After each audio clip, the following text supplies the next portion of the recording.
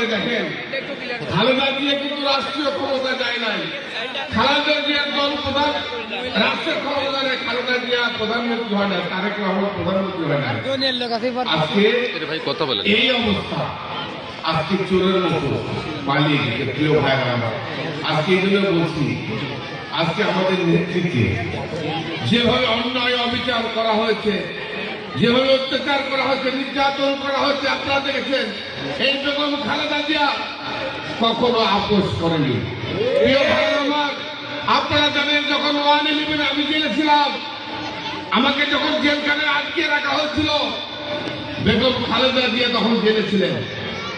তৎকালীন সরকারের সেনাবাহিনীর লোকজন বেগম খালেদা জিয়ার কাছে গিয়েছিল, ম্যাডাম আমরা আপনাকে ছেড়ে দেব, আপনার ছেলেদের ব্যাপারেও আমাদের কোনো আপত্তি নাই, কোকো এবং কারাগার অবদানের ব্যাপারে আপনার কাছে একটাই অনুরোধ, আপনারা আমাকে মাফ করে দেবেন। সেনাবাহিনীর লোকরা বলেছিল, খালি আপনারা আমাকে মাফ করে দেবেন, আপনি আবার বাংলাদেশের প্রধানমন্ত্রী হবেন। প্রিয় ভাই আমার, বেগম খালেদা জিয়া বলেছেন, ওই প্রধানমন্ত্রিত্ব আমার দরকার নাই, আমি ওই প্রধানমন্ত্রিত্ব চাই নাই, কিন্তু যারা গণতন্ত্রকে হত্যা করেছে, যারা দেশের মানুষের উপর অবিচার করেছে, অন্যায় করেছে, তাদের বিচার আমি বাংলাদেশের মাটিতে করব।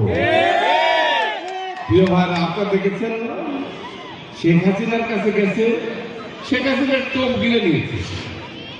খালেদা জিয়া দেখছেন না, সাবিনা আসির ছবি, আমার বউ, আমি জেলখানায়, আপনারা ভোট দিয়ে, আমার মা বোনেরা আপনারা ভোট দিয়ে আমার বউকে ধানের শীষ মার্কা প্রতীকে 2008 সালে বিপুল ভোট দিয়ে নির্বাচিত করেছিলেন।